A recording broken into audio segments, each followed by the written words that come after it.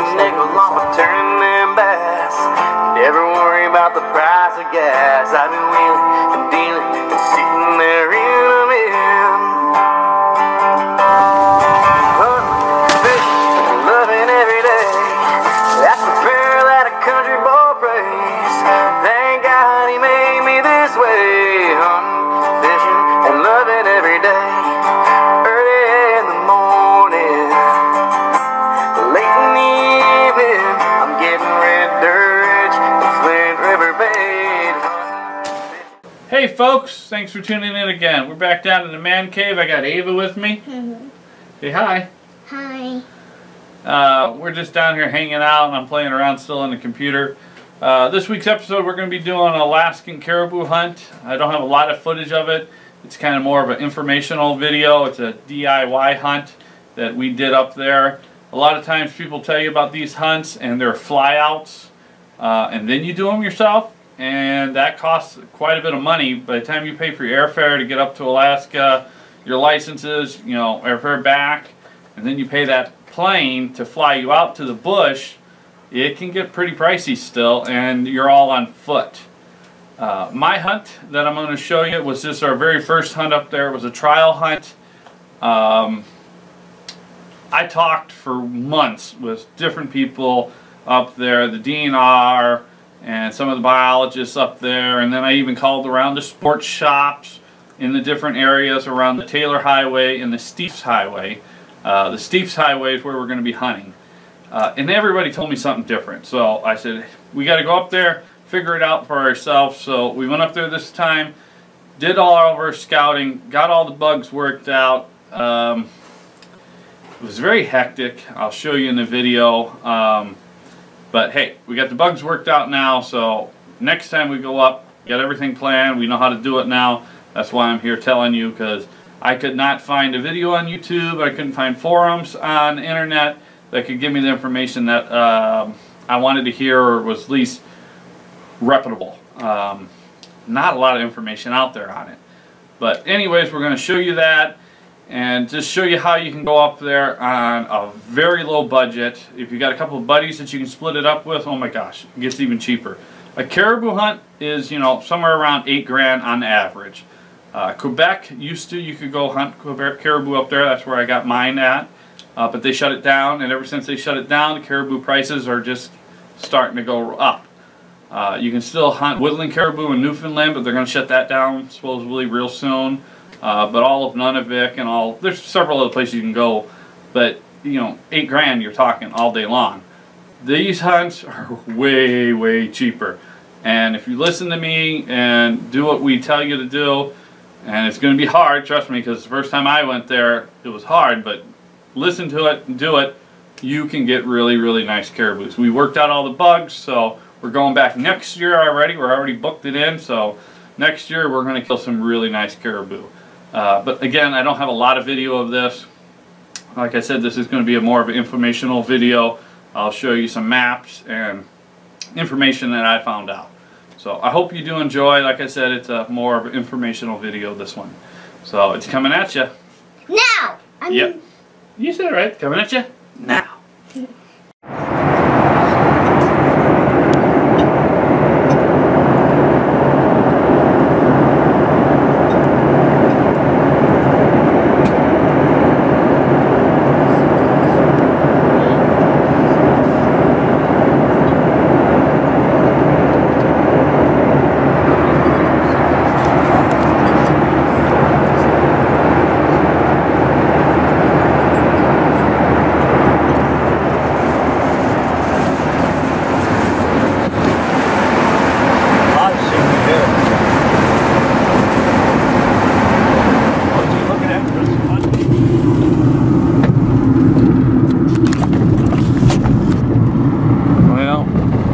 Caribou country.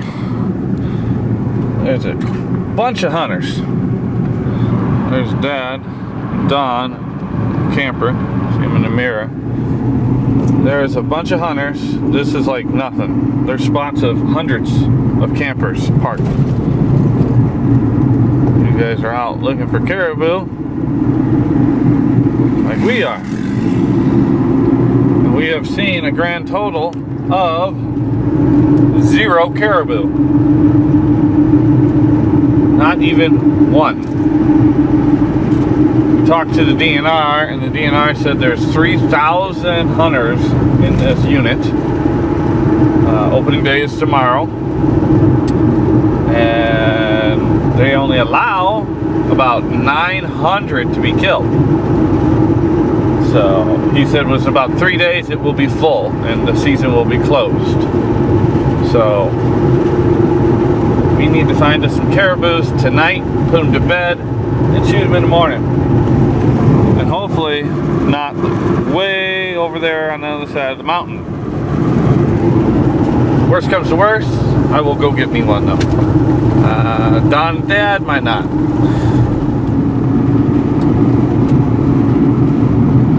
Again, this is just like a little bitty amount. Well, I rolled the window down. It is kind of cold out. And I figured this high altitude would be. Been raining on us a little bit, not bad. Well, I was hoping to turn the camera on and say, hey look, we found a caribou. Have it on film. No such luck. DNR guy said every one of the 40-mile herd is here. They're all right there. I ain't found them yet.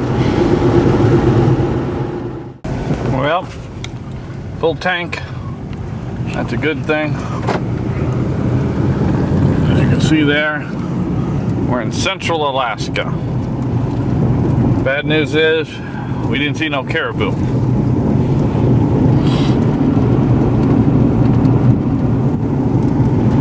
All the caribou were there, but they got runned off.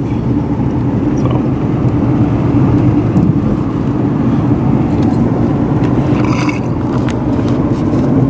See Dad there behind me. Yeah, they said Wednesday a bunch of hillbillies came in with ATVs and been chasing them around, so they're all gone. Our plan is get up in the morning. Hopefully them idiots with ATVs will shoot them and run them back towards us. At least back towards where we can get in the car or on foot. And it's not looking good for Don and Dad. But the other thing we have on our side is we don't want none of the meat. Because we flew up here. We'll take a little bit home, but we want to donate the rest. So maybe we can find some locals that have been killing caribous and they want some more meat. And we can get a ride on their ATVs. So that's our plan for now. Gotta head back up here another 30 miles back to where we were and park, or try to find some place to park and talk to some people and maybe do some scouting.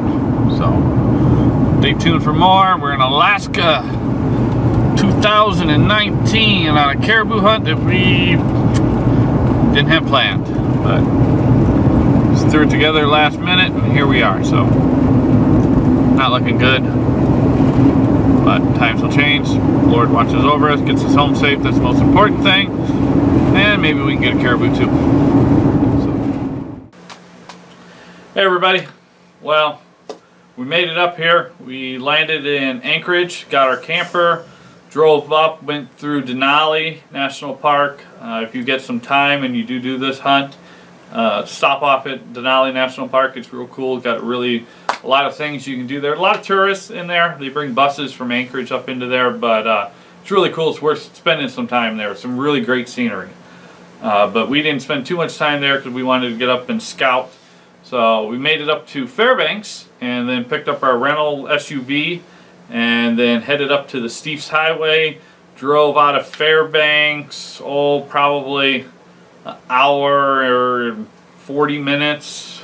Somewhere in there to get to the decentish, looking caribou area. We talked to the DNR and he showed us on a map kind of where the caribous were. He said they're going to be within a 30-mile range of right there. They flew over and did a head count, trying to get a head count on the caribou to see how many caribous they're going to allow harvest that year. So they had a pretty good idea. I think he said he flew over it like 5 days before we were there. So we kind of had a general deal where the caribou was going to be. So Dad says he found a spot to park. He's behind me in the camper, and I was up in front of him.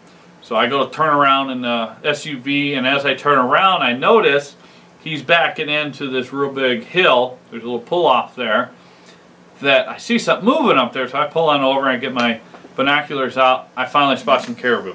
I didn't have the camera on, but I glassed them, probably 25, 30 caribou. I think I counted like 2 or 3 bulls. So my hopes were up. I was like, hey, at least we found some. We went and parked, and I started talking to some guys around there, probably half a mile or so right down the road. You'll see in the video, there's a big group of guys. They got campers and buses and trucks. I mean, a lot of people there. Talked to them, and they said, yeah, every year around that Eagle Summit, somewhere within probably, he said 10 miles, give or take, you know, either way, so 5 miles on either side of Eagle Summit. He said the caribous cross every year. He says everybody with ATVs has just got them run off the edges of the road. He says they'll come back, don't worry about it. So we parked there that night. I hike up there that night. I find 50, 60 more caribou up there, several nice bulls, and we're all pumped up and excited for the morning. Bad news is we found out you can hunt at midnight. 12:01, boom, season opens. 12:01 up there. It's like twilight hour. I stayed out just for giggles to see what I could see. And what was it, like 10 o'clock, I see 2 monster caribou. Had them at like 50 yards at one point, but can't shoot them.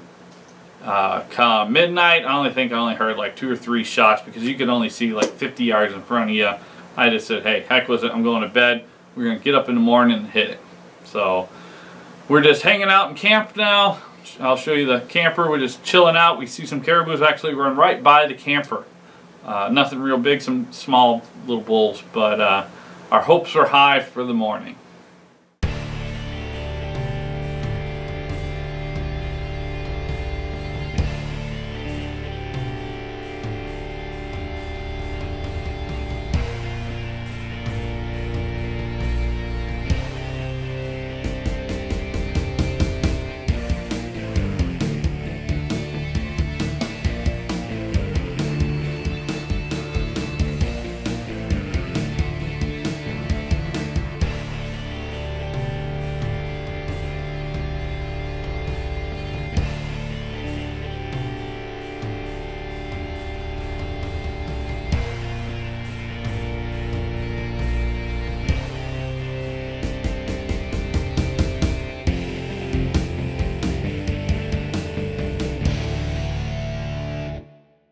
Buck?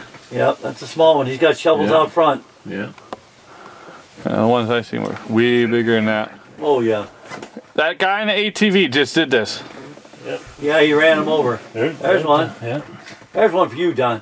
No, that's a little small. Well, good. The ones that I seen closer were way bigger than that, too. Yeah. I'll show you if one comes across the same size. The ones we've seen here, Don? Every one of them's females. No. Those 2 were males. You sure? Yes. They look like females. No. This guy might stop the flow or just stop it for a while. Look at the dickhead gonna stop. All these guys. Here, yeah. there's the guy that ran him right there. Just came up onto the road. Yep, they're just watching them now. Yeah. So maybe it might be just that small. This is what we're dealing with. I know it. Dumb, dumb, and dumbest.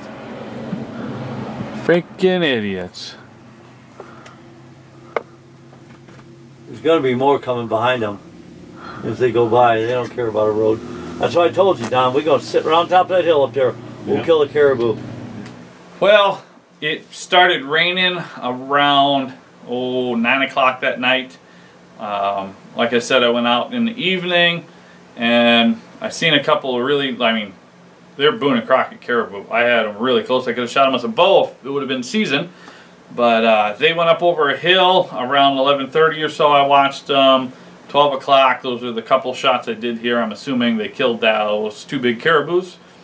And I call it a night. Say, hey, go in. We're going to get about 4 hours of sleep or so. And we're going to get up in the morning because it gets light real early. So we get up. It's still raining. And hike about a mile back up there on that mountain to where I picked a spot out. And I sit down. And there's people everywhere. Lots and lots of people driving around on ATVs, standing. It's kind of weird. You don't have to wear orange, personally, with all the gunfire and everybody was high-powered rifles, I wanted to wear orange, so I did, and I recommend it. But there was people everywhere. So I didn't get my camera out because it was raining too bad and I didn't want to get it wet. And it was just kind of a little bit chaotic and I wasn't knowing everything what was going on. So I hear on the radio, Dad shot a caribou. I'll show you that video. And not a bad one. We were just happy to get a caribou because we were afraid they were going to kill all the caribou off. Literally, I watched a herd, I think it was somewhere around like 35 caribou, come down off this ridge, come down into the valley, and it was like a turkey shoot. Watching them all. They were all cows. Watched everybody shoot them all. Out of that, I think 9 made it up out of that valley, got up over the hill and went down across the road. So you can kind of get an idea how much shooting was going on. Quite a bit. So I'm kind of worried. I wanted one more species of caribou to knock off on my list. I'm trying to get all 5.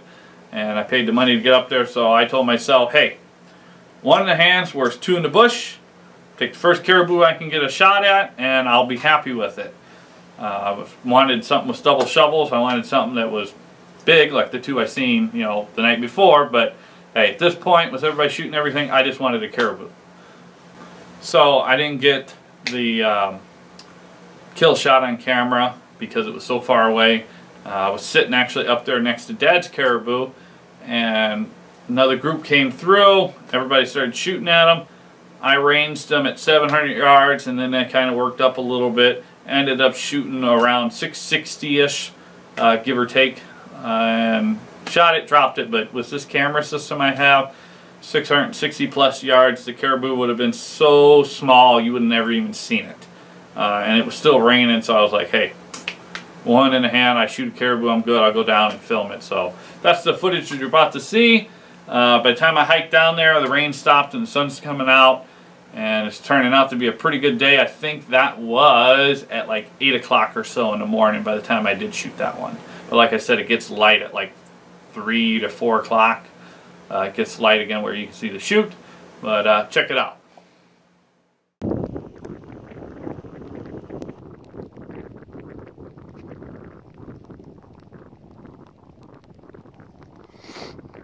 Well, it's not quite shooting light or shooting time, and I had those guys.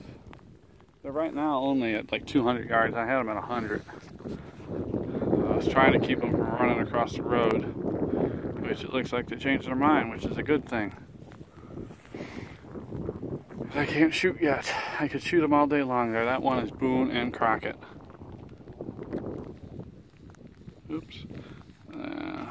That guy there that just turned looking at us. He's narrow, but man, he's got good formation. So I could have. Season was in. There is people everywhere. That's where I was heading. There.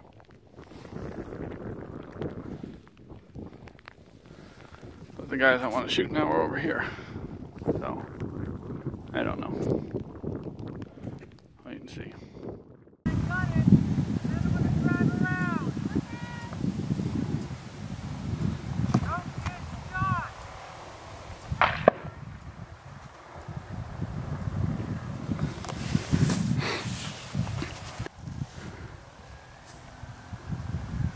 She can't hear me. She heard me earlier. Anyways, let's see. We can't get some footage of my caribou.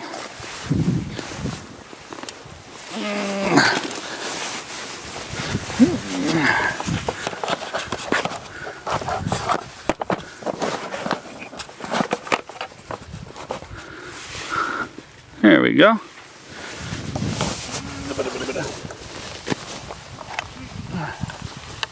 There's my gun.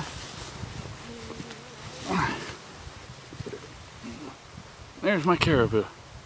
What do you think? Eh? Double back scratchers, only 1 point, but he's got nice double shovels. For the war, that we're hunting in, I was happy with this, believe it or not. And everybody's looking at home saying, that ain't very big, Jim. It's not. But it was a lot cheaper than booking a hunt. This is a do-it-yourself, off the highway. This is Steese Highway. And this is opening day. And I think by tomorrow morning, the quota will be full. There's only going to allow 900 killed. There's 3,000 hunters right here up this highway. It is ridiculous. If it moves, they're shooting it. So I seen 2 last night, 2 hours before legal shooting time. And because you're allowed to shoot once it got 12 o'clock, 12:01. And at like 10:30, I had 2 monsters. And I watched them go up over the hill, and a couple hours later, ba-boom, ba-boom, they both died. So I was happy with this. This is now my second caribou, and this is my second species. This is the Alaskan barren ground caribou. This first shot looked like it came out back a little further. Second one in the shoulder, I anchored him, but I'm happy with it. I don't know where she went. She disappeared. But now we gotta skin it out, get it all cleaned up, and then we get to go home. We've had a good year this year in Alaska. Alaskan brown bear and Alaskan barren ground caribou. But we're happy. Thank you, Lord. And coming home soon, babe. Alright, stay tuned for more. You're watching Realistic Hunting Adventures. And sorry for this being such a short little, not very good show, but just to show you that you can come up here, can get caribous on your own, don't have to pay a guide. Steese Highway, do your research, talk to the people. This is Eagle Summit or something like this. I can't remember it on the map right behind us. It's the highest peak here. But it's a madhouse. If you do come up here, just realize I'm looking at between this hill and that hill, there are probably 45, 50 hunters. Like I said, 3,000 hunters, 900 tags. So take the first ones that you can get. You get lucky, get a nice big one, good for you. You gotta love the American flag too. There's my caribou getting a ride. Because I didn't want to go. Let's see. Up there where that little dot is. So we loaded up. Not the biggest. We're good to go.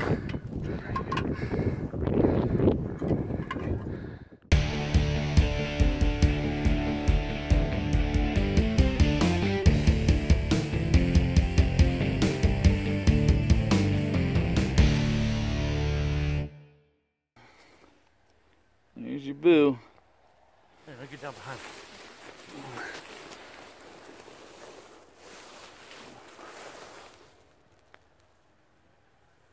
Dad gets to go home with boo.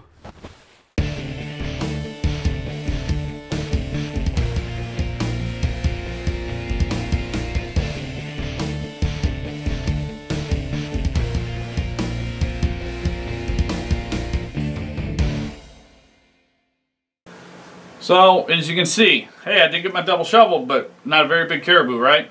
But again, I was happy to have a caribou. I was all happy, thought I did a good idea, did a good job. We got a caribou in this war with bullets flying everywhere. But I told you I talked to people for over a month. I made lots of phone calls up there. And I talked to this one young guy, said his dad hunted there all the time. He was at a sports shop. And I should have listened to everything he said, because everything he said, when I got there, out of all the stories I've heard, his was the only one that was spot on. The key is, when you go up there and you see all of these people, don't worry about it. There are a lot of people there, but there's a lot of caribou. You don't see the caribou because these guys go up there a week in advance, at least 4 or 5 days before we're going to get there, because we're flying up there. They're locals. And they just chase everything off the edges of the road. But once they get back in there and shoot theirs, kill theirs, the caribou start funneling back through. I shot my caribou around 8 o'clock. By noon, I had really nice bulls standing right where I shot my bull. I didn't think they were going to come, but hey, there they were. So we learned, don't worry about it. In fact, if you go on the hunt, sit in a camper, sit in a truck, in your tent, wherever you're at, chill out. Let everybody go shoot. Let the war get done, because around noon, the bullets were way down. I mean, you heard maybe at that point, one shot every 30 minutes or so. I mean, it was way down. So just chill out, let the war end, and then get up and go hunting towards middle of the day, or wait until the very next day and go hunting. But an ATV would be nice. When I did the hunt, they told me I couldn't drive ATV off the road. They said you needed a trail. Well, I talked to the locals. He said, I've been driving this spot here for the past 10 years. You can't see a trail, but they just kind of take a path, and it's, you know, 100 yards wide. Everybody's just kind of going in their own trail, but in the same direction. You can't really see nothing. I guess the moss grows it back up. I don't know. But guys were on ATVs going everywhere. Every single guy that had an ATV that went off into the back about 4 miles, they came out with humongous caribou. I forgot to get them on camera. I did take a few pictures of them. I'll show you those. None of the super big ones. I guess I was too busy holding my jaw up, drooling at these caribous. But we learned our lesson. Say, next time I'm going to get an ATV. Next time we won't worry about the war, and don't worry about them shooting everything, because there's plenty of caribous here. Just let it play out. Let them all get their meat killed, and then go back in the woods or back in the hills and start hunting, because that's when you can get really nice caribou. And for super, super cheap. I mean, you can't beat the price of this hunt. I'll show you some pictures and videos of the maps where we were hunting and things like that coming up. So, hope you enjoyed it. Like I said, not the biggest caribou, but this was more of an informational video on, you can go up there, you can shoot real nice caribous, super cheap. Just don't worry about all the people. If you don't like hunting around people, don't go. But don't worry about them, because they all kill their caribou right away. They hang out in camp, drink beer. You know, it's a party up there. It's deer camp. But all the shooting got over right away. There was 5 days that we could have hunted, and we tagged out, what, 8-9 hours into the first day. So we learned a lesson, but it was a scouting trip, and we're going back this coming year. Wait till you see this video that we're going to get. We're going to get some really big monsters, because I've seen the ones that were up there, and there are some toads up there. But again, hope you enjoy. Stay tuned. I'll show you the maps and stuff. Also, there's forms you're going to need. So, when you get up there in Anchorage or Fairbanks, don't go to Cabela's, don't go to Bass Pro Shop, or, you know, some sports shop. Go to the DNR office and talk to them. They'll give you some more maps. If you don't have enough, they'll tell you what the herd's doing, how many people are there. But the main thing is, you need a couple of forms. You need that form for the Area 1 in Unit 25C, I believe it is. I'll show you on the map. It's a special little card. It's free. You just have to notch it out, kind of like a hunt license, date, time, and attach it to your caribou. And then number 2, nobody tells you this ever, when you go up there, you're flying up there and you're not wanting to bring all the meat back. You know, a lot of guys will, but some guys don't. It costs a little bit of money to bring it back, because it's, you know, you're talking 300-400 pound animal, and you have to take every bit of the meat off. I'll show you some pictures of that also. When you get the Alaskan Rules and Regulation books, they'll show you a bone that's properly deboned and a bone that's not properly deboned. You have to do it correctly, because they go around, and if they find it and ask to see your caribou meat and they can tell it's not properly done, they're going to write you a ticket. So you just have to make sure you take all the meat off of it, the ribs, the neck meat, I mean down to the bones. But back to my point, if you don't want to do that, you just want to cape the head off, take your antlers home, the back straps home, maybe 1 leg, 2 legs or something, you know, give the rest away. You have to have a form for that. DNR has it. No one tells you about it. You ask them, say, hey, I'm looking to, you know, donate it. Where's that form I need? They'll hand it to you, give you a couple extra copies. All you do is put your information on one half, their information on another half, and you exchange. So when you get caught with just your head, you say, hey, this is the paperwork, he has the meat.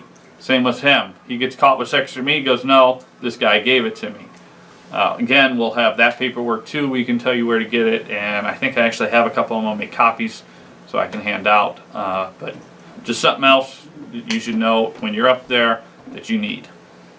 And if you're interested in more information, we're going to have print-offs of where we rented our campers and our vehicles and licenses.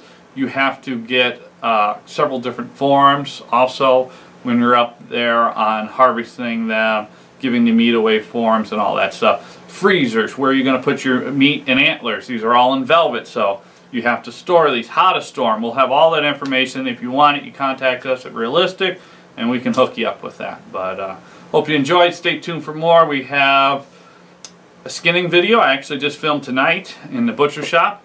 Finally had a guy shoot a real nice little buck. Nothing super big, but beautiful color. You can't beat the hides this time of year. This is in September, and I mean, they make gorgeous mounts. So the trophy was actually the hide more than antlers. But do a skinning video, and I got a couple more cooking videos, and I'm working on that brown video simultaneously while I'm working on this. But always remember, God bless, and keep hunting. Thanks for watching.